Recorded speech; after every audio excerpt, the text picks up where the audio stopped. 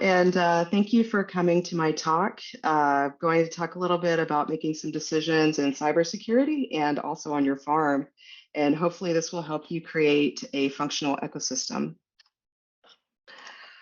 So before that, just a little intro about who I am in case you don't know me. My name is Jamie Levy. I am currently the Director of Research and Development at Huntress. I'm also known by CLEDA, and I'm also a core developer for the volatility framework. I'm also a co-author for the Art of Memory Forensics. I've also done speaking at various places and trainings at places like Black Hat and other places as well. I'm also a former college professor. I used to teach core computer science courses as well as computer forensics courses at various places. What you may not know is that also I run a small farm, and on that farm I have various things like Jacob sheep, Shetland sheep, goats, emus, and poultry. You can see a couple of examples from my farm. I have a picture of the Zacchaeus, which is my former herd sire, Jacob sheep. He's pretty cool looking with his 4 horns there. And I also have Polish chickens, which you can see an example of there as well. Formerly, I also used to have alpacas and llamas. At some point, I had like over 20 something alpacas and llamas, and I got rid of the last one this year. So one small caveat, I don't really consider myself an expert in any of these things. Hopefully what you'll be able to do is take away some of my mistakes and be able to use them and not do them yourself. I'm also available to discuss any ideas that anybody might have in either cybersecurity or farming as well. So I'm going to be talking a little bit about creating an ecosystem just to make sure that we're all on the same page. This is where you're trying to make sure that the organisms are interacting well with their environment and with each other within that environment. And what you're trying to do is make sure that these things work for you and not against you. So talking about the cybersecurity side, before you get started, you might want to figure out which kind of ecosystem do you want to be in. And there are so many options and you can't know all the things. So trying to figure out like, what do you like to do the most? Do you like breaking stuff? Do you like being a little more proactive? Maybe you want to do something in red teaming. So these are some of the things that you could kind of focus on: pen testing, vulnerability research, et cetera. Now, this is not an all-inclusive list. There's a whole bunch of other things that you can do as well within the red teaming side. Maybe you like to do more like investigative work or preventative type work. Maybe that's going to put you over into the blue teaming side. So things like digital forensics, instant response, detection engineering, being a SOC analyst. Again, not an all-inclusive list here. Maybe you like to straddle both sides. Maybe that's more your thing. So maybe you want to do threat hunting or be a security researcher, reverse engineer. Now, that's not an all-inclusive list either. And some of these might be a little more blue leaning or red leaning, depending on the person and also the environment as well. Other things that you can do is further specialize on your niche. So maybe you want to focus on hardware. Maybe you want to focus on software. Maybe it's a particular programming language that you want to focus on. Maybe you want to only do network investigations. Maybe you only want to look at disk or RAM. Maybe you only want to focus on Windows, Linux, or Mac OS. And of course, there's other things: embedded systems, infrastructure, mobile. There's all kinds of different things that you can specialize in. Finding a specialization kind of helps you focus on one particular thing and doesn't leave you scattered trying to figure out what do you want to do. Now, of course, there are people that do well as jack of all trades, but that's not necessarily for everyone. And since there is a plethora of things within the cybersecurity landscape, you can definitely find something that would be interesting for you. Now, maybe you're not feeling like you're so super technical, but you still want to be involved in cybersecurity some way. And so there's all these adjacent roles that you can consider. I know some people kind of poo-poo this, like, oh, well, these people aren't technical, they're not, doing the cutting edge research or whatever. But think about it. Every cybersecurity company that you have has these roles in order for them to be able to be successful. You have to have accounting, you have to have marketing, sales, recruiting, all of these things in order to be successful. And if these people know something about cybersecurity and are interested in it, passionate about it, they're going to be so much better at their roles. And maybe that's something that you want to do. Maybe you want to be in one of these adjacent roles, helping better further the cause. And I think one thing that also kind of gets left out a lot is education. A lot of people will send their teams off to private trainings, but why not have an education in department in-house, something that can make custom education for the entire company to make sure that they understand exactly the types of things that you're trying to accomplish as a company. So how do you go about creating your own cyber ecosystem? Well, main thing, it needs to be interdepartmental. It can't just be in silos. You want to have interactions between teams. You want to have interactions between departments. You want to make sure that you have common goals. You want to make sure that you have trust. You also want to make sure that you have some policies in place that define the interfaces between those different departments and teams, and make sure that everybody understands what the boundaries and expectations are. It's a lot of hard work, and but if you can get that established, you can break down the silos, and people are working better together instead of apart. And there are different frameworks that you can use in order to try to help build teams and build trust. One of the most common frameworks that you kind of hear about is by Patrick Lencioni.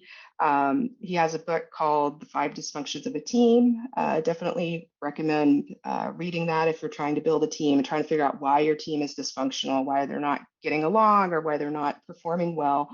It can kind of give you some pointers and help you figure out how to establish the trust, avoid the conflict, build the commitment and accountability, and get results. So hopefully, once you've been able to establish your team and figure out exactly all the different people that you need on that team, figure out how to get them interacting with other teams, get them interacting with other departments, you're going to end up with something like this. And notice that this is not at all inclusive. Obviously, there's many other departments and teams and things that make this whole machine work, this whole company work. But you can see kind of an example here of where we have threat hunters that are interacting with detection engineers. Threat hunters are going to find things that should make valid detections. Detection engineers are making the detections for the software, right? That's actually like detecting things. I mean, without detections, you don't have anything really to talk about from your security software. You have the SOC, which is also feeding off of the detection engineers. You have incident responders, which can be feeding detections to the detection engineers. And threat intel, which is kind of profiting from everything below it and being able to build and establish patterns of things. And you might have research, which is taking all of that and figuring out how to build that into a product and interacting with product and engineering in order to make that happen. You might have your support team who's helping product figure out like what are the bugs, what are the issues that customers are seeing, how can we improve things there. And you have sales and marketing, which are also kind of profiting off of this whole machine in order to market towards customers and get sales. And so you can see kind of how all these things interact together and hopefully push the company forward. So now that you've got this running, you got to make sure that you're also properly staffed. So you need to identify the roles that you have within your ecosystem. You need to make sure that you have some redundancy in those roles as well. You don't want to have just one person who is in charge of this one particular role, because if they get sick or leave, then basically you don't have anything to do there. And you want to also make sure to measure how you're doing as a team, as a company. So keeping up with metrics, KPIs, making sure that people have OKRs.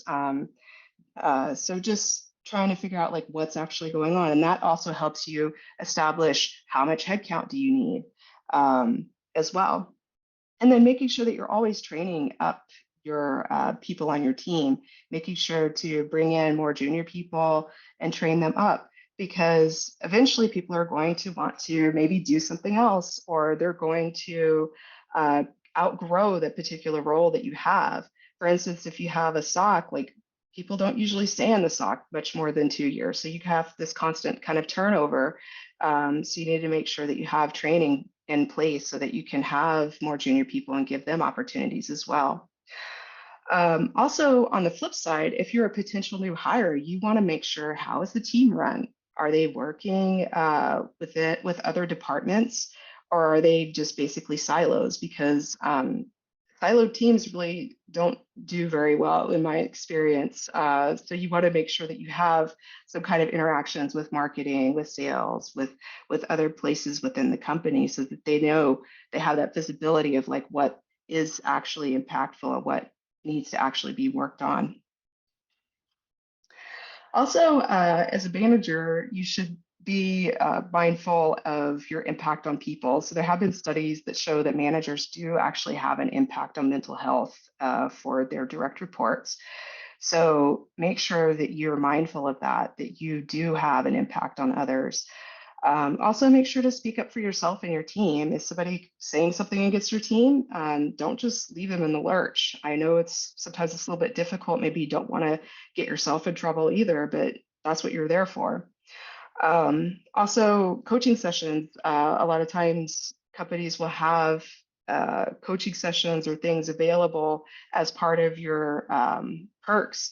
So if you do have things like that, take advantage of it, because a lot of times everybody has things that they can improve on. I know for sure I'm not perfect, and there's things that I need improvement on. So I try to take advantage of these things as well. And just try to think about like your ecosystem. You're building it, you're creating that. You need to be able to allow it to flourish and just try to make it work for you. And of course, self-care for yourself, for your direct reports, for everybody within this working organism. Like, take vacations, avoid overworking, do go outside and interact with other people. And also kind of be mindful of like how your home office setup is. Does your keyboard bug the crap out of you? That's probably helping or hurting your productivity. And also try to encourage hobbies. Like, a lot of people have like book clubs or other things going on, or talk about their hobbies or farming or whatever. So yeah, try to have some kind of hobby that keeps you interested. And that gets to the fun side now, the farming decisions. So this is my hobby slash side business here.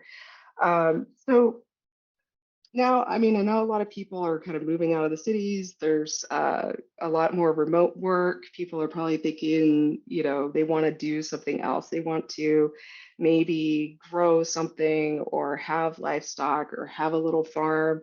Maybe they want to have farm fresh eggs. Maybe it's like from a health perspective.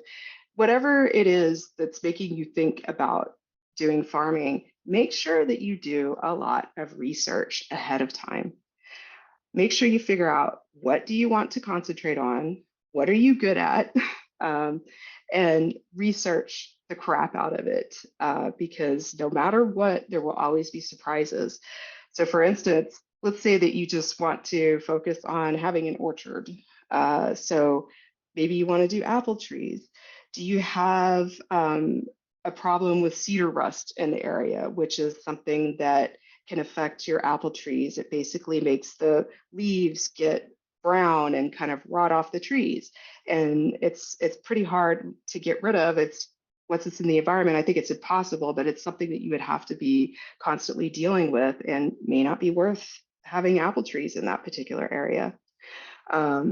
Do you want to do livestock? What type of livestock do you want to do? When I was growing up, we had a dairy farm, and my great-grandparents had a dairy farm, and I used to spend a lot of time on there, mostly on the summers, kind of helping out. And I really liked cows, but I knew for sure, like when I decided to have a farm, I didn't want to deal with cows because they're very large creatures. They could do a lot of damage. You have to have machinery in order to interact with them and safely do vet care. It's a lot of work. Like I knew that ahead of time. I didn't want to get involved in that. And so you need to figure out like what are your limitations, either physically or mentally, whenever you're trying to pick out what type of livestock you want to deal with. And there are many other things that you can focus on: poultry, fish. There's even agritourism. So people opening up their farms to be petting zoos or other interesting things on their farm that kind of bring people to there. Things that you have to consider, like insurance, right? Like, what if somebody gets hurt on your farm? What happens then? Are there certain licenses or things that you have to consider in order to have people on your farm like that? Depends on your area, depends on a lot of things, and so you need to do research into that. And there's, of course, other things that you could do, like goat yoga, goat landscaping, and probably lots of other things with goats. People really like to have goats because they are just these smiley, nice little creatures. And I don't blame you because I have goats as well. So trying to pick a location uh, for your farm. So if you don't already have a place planned out, you might want to take other things into consideration, like what's the connectivity? What's going to be your internet over there? Do they have fiber? Do they have dial-up? Are you going to use satellite? Uh, what are you going to do? So that might be like a big thing. You might not even have cell phone service wherever you end up, because as you start to get outside the city, things are not quite as planned and nice as you would expect. Also, try to figure out like your distance to civilization. Like, are you going to be far away from a hospital if you're going to need it? These kind of things. Figure out the rules of regulations over there. So like, try to figure out like what are you going to be able to do? Like, don't get into a place where you have an HOA where they're not going to allow you to have livestock or the things that you want, right? And then figure out what are the opportunities, like what's needed in that area. Is everybody doing alpaca farming? Maybe you don't want to do that because everybody else is doing it, and so you're not going to be able to make a profit for it. And try to figure out, like, are there other people with similar interests in your area? Are there farmers that also concentrate on particular types of goats or sheep that you have? Maybe that could be like a help network that you can set up. Try to get to know them. Also, try to figure out how far away is the vet from where you live, because there's going to be emergencies. There's going to be hurt goats or whatever. Like, how long is it going to take a vet to get out there to help you if you get into an emergency situation? Other things that you have to consider about wherever you pick to live are climate. So, for instance, if you're wanting to focus on plants, there's certain USDA zones that certain plants aren't going to live in. Like, if you live in like a very cold area, maybe you're not going to be able to focus on tropical type plants like lemon trees or something like this. So you have to be mindful about where you're going to be and if it's going to work out. You might want to also consider water sources. When you have enough water for irrigation, do you own the water source? I mean, some places you don't really own the water that's on your property even. So try to consider that. Also, try to consider, like, is this place prone to flooding, right? Because that could be a big problem for you as well. Figure out the terrain. Sometimes you might live in like a really hilly place, and so that might be difficult. Like, if you're wanting to focus on hay or something like this, like you probably don't want to live on a cliff. That's not going to work out very well. And then think about also parasites and pests, like what's really prevalent in the area. Are there certain types of worms or things that are going to affect your livestock? Like, for instance, on the eastern coast, if you have alpacas, they could be prone to getting managerial worm, which is something that comes from white-tailed deer. So anywhere that you live where you have white-tailed deer in the area, that could definitely affect your livestock. And that could be like a potentially fatal disease from that parasite. Also consider the native animals. What are you going to be brushing up against? All right, do you have coyotes? Do you have bears? Do you have bobcats? What's out there? What do you need to protect against? Also consider the soil conditions, whether or not you're going to grow something or if you're going to have livestock, the soil can affect all of these things because everything needs certain nutrients. So you can actually get those things tested from local universities usually as well. And then also consider shelter. So if you're focusing on livestock, they all need shelter of some sort, depending on where you live. Maybe a lean-to, which is a three-sided shelter with a roof. Maybe that's good enough. Maybe you need a full enclosed barn that you can close them in if you live in like a really cold area and you need to protect them from the drafts and the cold. So these are all things that you have to consider. And of course, a lot of that could also affect the cost that you have, especially from the shelter perspective. So hopefully after you've considered all these things, you'll end up with some kind of a landscape to look at. And other things that you have to consider once you get everything set up are also the vegetation, which I forgot to highlight. So like you might have certain types of trees or things that might be poisonous to your livestock. For instance, cherry trees, wild cherry trees, when they start to wilt and the leaves start to die off in the fall, they release, I think it's cyanide, and whenever you have something like a goat or whatever that eats this, eventually it poisons them and they could just die suddenly from that. And so these are things that you have to consider also is like, are there cherry trees like along the fence where these leaves are going to get into the fence? Or if a branch breaks or something, am I going to end up with a bunch of dead goats, right? So there's a lot of other things that you have to consider within your environment. But hopefully at some point you'll end up with something like this. This is not my house. I think this is just really pretty. But you can see like the things that they have to contend with here, like things are a little bit hilly. Maybe the ground is rocky also, which is a little hard to dig.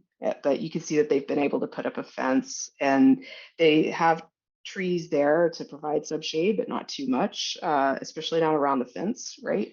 Because if a tree falls on your fence, it's pretty much done for. So yeah, these are other things that you have to consider as well. So also you need to have some goals. What do you want to do with your farm? Is it just fun? Is it a hobby? Is it just, for the kids to play with the alpacas? Is it just you've always wanted to have horses? Or are you going to have maybe like a business side? And maybe the business side doesn't start out as like, this is what I'm going to do as a business. Maybe it's something to kind of help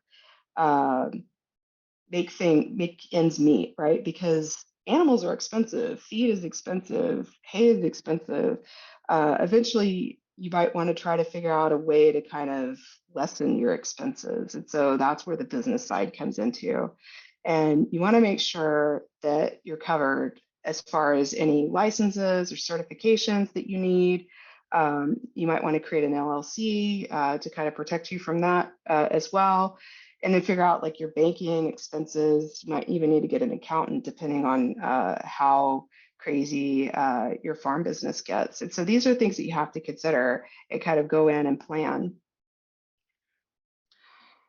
And so let's say that you've decided to focus on livestock or maybe poultry. And so there's things that you have to consider: the care of the animal, the needs, the fencing in order to contain that animal.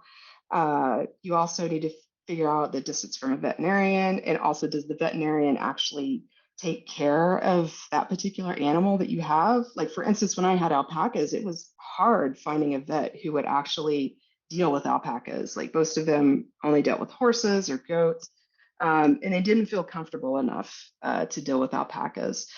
But eventually I found a couple of different vets. But these are things that you have to consider.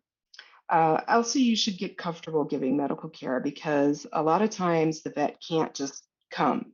Like if you're in an emergency, you need to be able to do basic things like if a goat is kidding or sheep is lambing, like things can happen, things can get turned around. You might have to help and assist in that particular moment.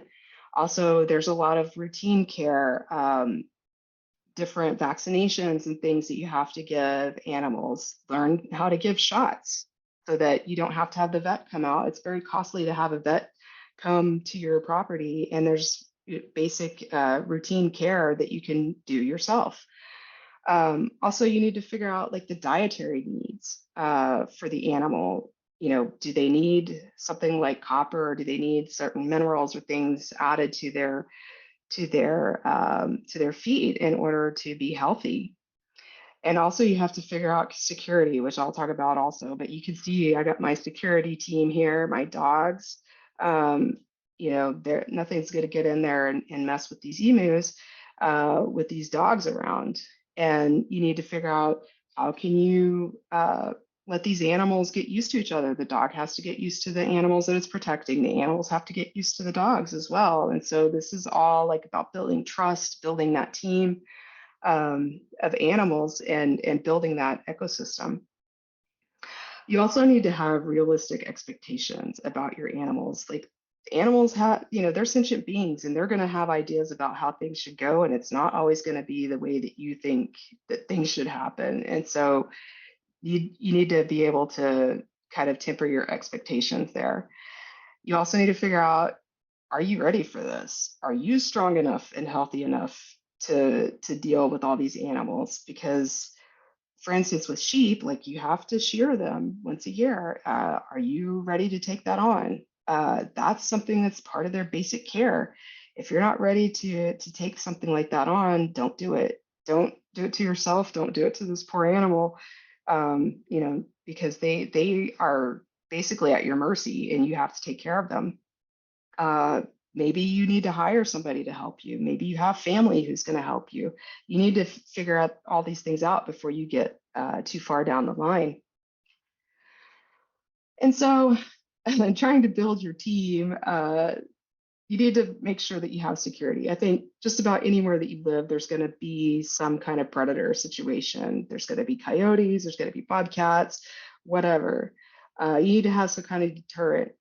And there's many different thoughts about like what you can use for security. And some people like to use llamas or alpacas because they are quiet. Especially if you live in an area where you do have a neighbor who might not like having dogs barking, then that might seem like a good choice. And I'm going to put that as a caveat, like maybe it's not the best choice, just because llamas and alpacas are prey animals. And even though some of them could be somewhat of a deterrent or they're kind of big and it might actually kind of scare off things like maybe like a fox or something like that. But like if you have like some dogs that got loose, or if you have really determined coyotes or bobcats, like they're not really a match for them. I mean, llamas and alpacas, their way of fighting back is spitting on things. And you can imagine that doesn't really do much against teeth and claws, right? But if you have certain predators, like if it's really only like foxes or if it's like hawks or something like this, they could be a pretty good deterrent for things like that. Other people might use donkeys. And so, yeah, donkeys can definitely do a lot of damage to dogs and coyotes. And I think in some cases it makes sense. But in other cases, maybe not. Like if you have miniature donkeys, like they could definitely get hurt by dogs. So that probably wouldn't be a good idea. So I usually recommend livestock guardian dogs, and you need to make sure that you get like a purebred, good livestock guardian dog. Like you could get like a Great Pyrenees, Marama. There's a whole bunch of different breeds. It doesn't really matter the breed. Each one kind of has their own different temperament, but they are bred specifically for guarding animals. And I tell you, it's it's not going to be the same thing if you put like a border collie over there, which is bred to like herd animals, or other types of dogs, which are, bred for hunting and other things. The instincts really do make a difference in how the dog reacts to things over time. And so make sure that you do get a good dog. This this is my chief security officer, Luna, and you can see that she's just having a great time out here in the pasture with the little babies and whatnot. This is a recent picture. These are some of my Jacob sheep lambs from this year.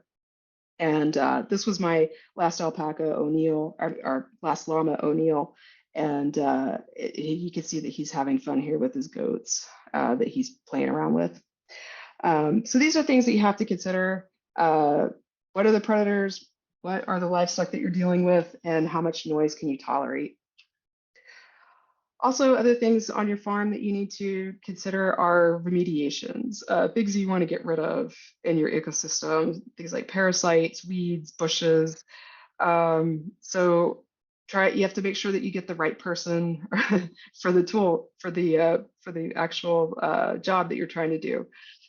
So for instance, getting rid of parasites like ticks and other types of bugs like Japanese beetles and things that could be detriment to your farm, make sure that you get some kind of poultry. Guineas are very effective at eating all of these nasty bugs and things on your property. Also, chickens can do a pretty good job. And you can see some of my guinea fowl and some turkeys that I have, and they're just out, having the time of their lives, like eating a bunch of bugs and things.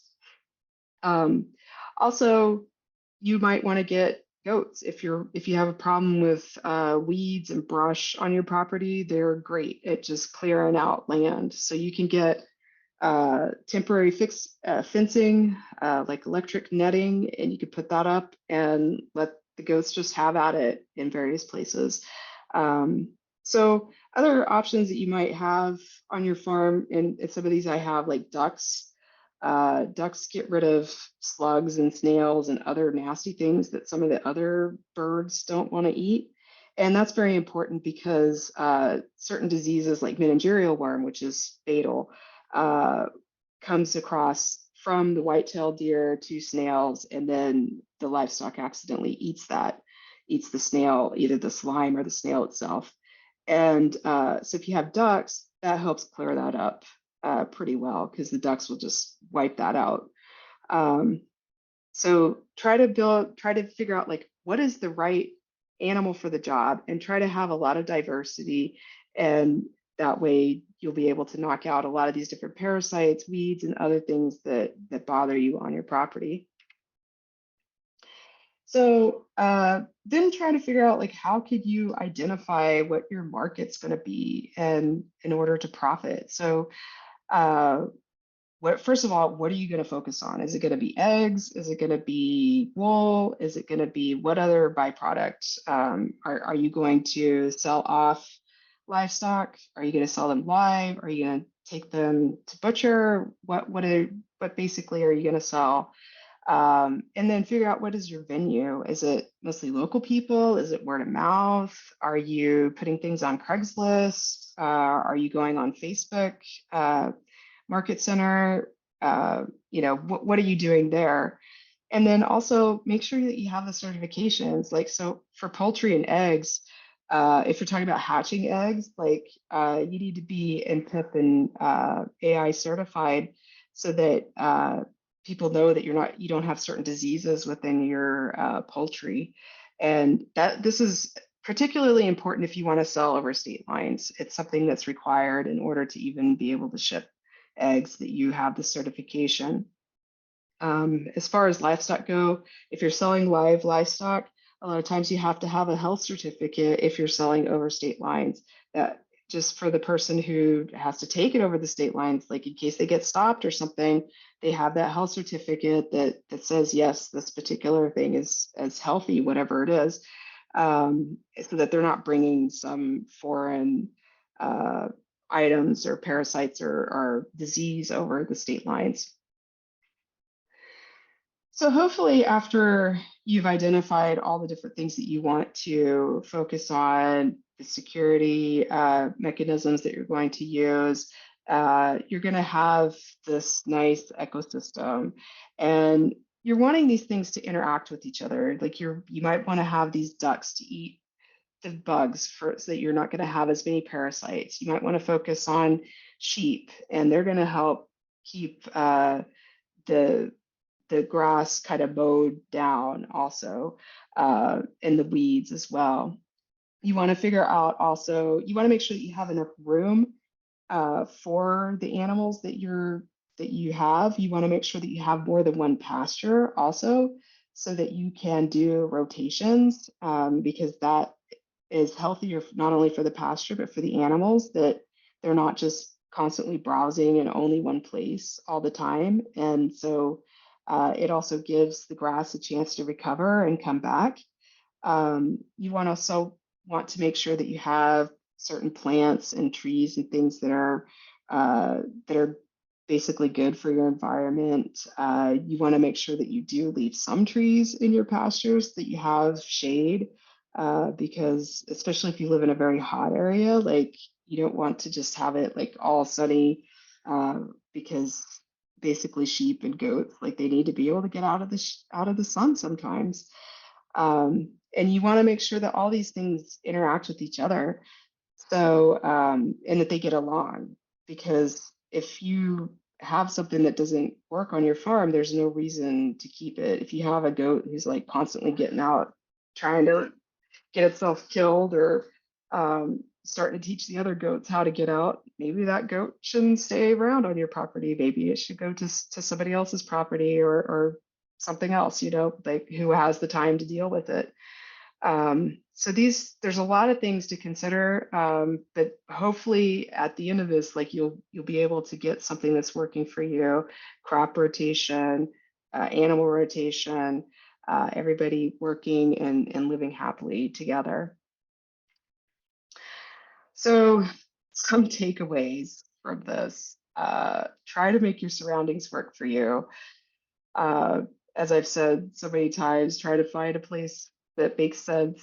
Not, all the things are going to be able to live there as far as the climate, everything else. And try to stay positive, because things are going to go bad. Like things are going to die, things are going to get sick. It's just part of being on a farm, and you need to know that going into it.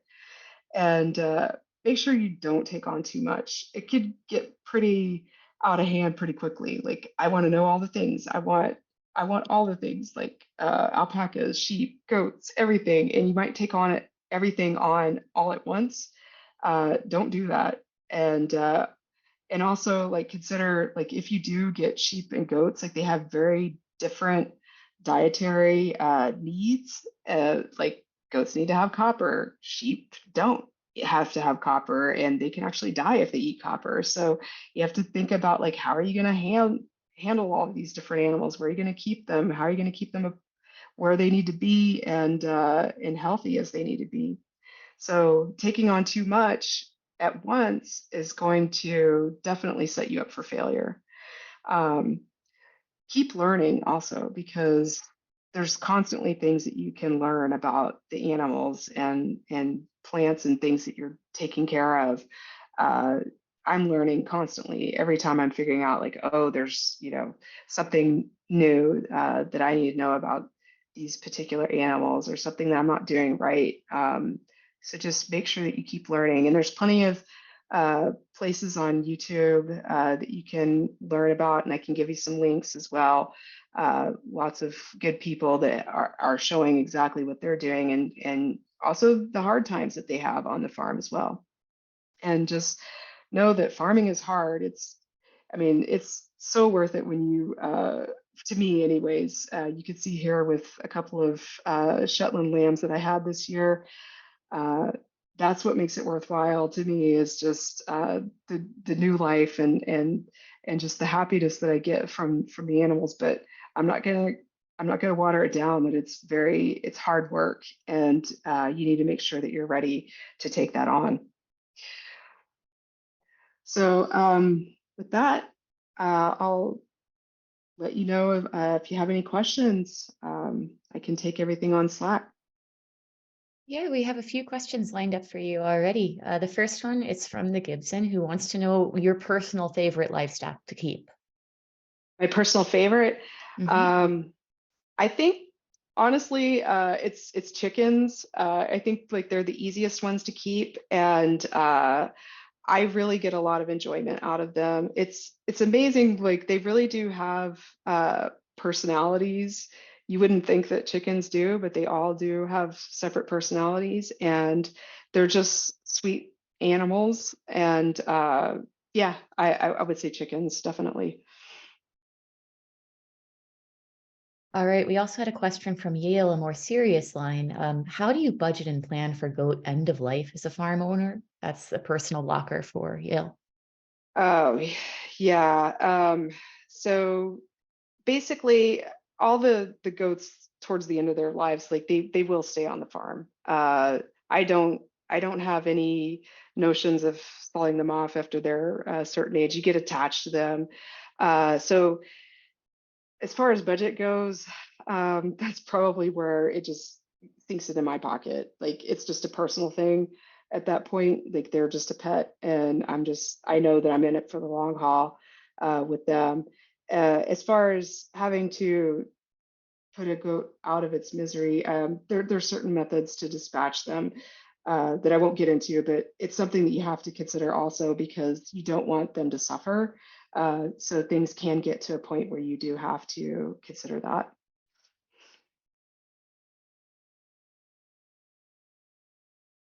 Are there any other questions?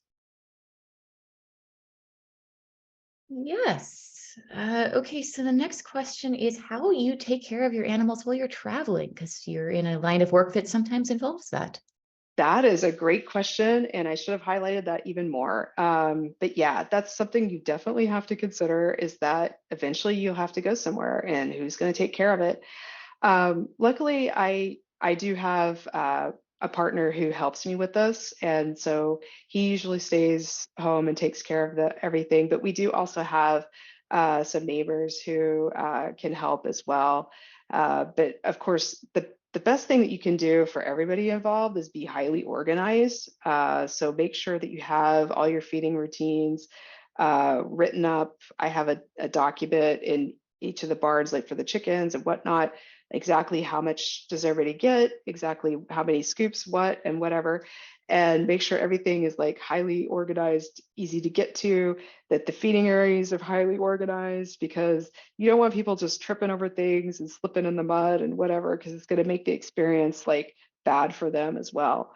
So yeah, definitely something you have to plan for.